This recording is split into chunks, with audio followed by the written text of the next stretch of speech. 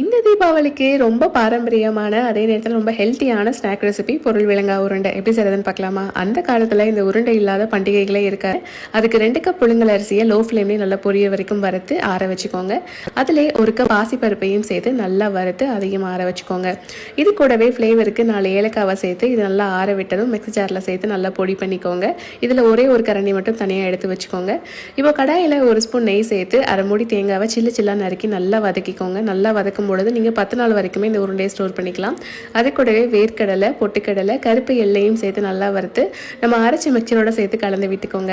1/4 kilo வெல்லத்தை 1 cup தண்ணி சேர்த்து நல்லா காய்ச்சி தூசி இல்லாமல் வடிகட்டி இன்னொரு இதில் சேர்த்து ஒரு கம்பி பதம் வர வரைக்கும் நல்லா கொதிக்க விடுங்க. ஒரு கம்பி பதம் வந்ததுக்கப்புறம் அதையும் அது கூட சேர்த்து நல்லா கலந்து விட்டுக்கோங்க. எல்லாத்தையும் நல்லா ஒரு சேர கலந்து விட்டதுக்கப்புறம் சின்ன சின்ன உருண்டைகளை உருட்டி எடுத்துக்கோங்க. கை பொறுக்கிற சூடு வந்தோடனே உருட்டிடணும். ஏன்னா ஆறுச்சுன்னா இது கட்டிப்பற்றும் உருண்டை உருட்ட முடியாது. இப்போ நம்ம எடுத்து வச்ச மாவில் கோட் பண்ணி வச்சிங்கன்னா அருமையான பொருள் விளங்கா உருண்டை ரெடி.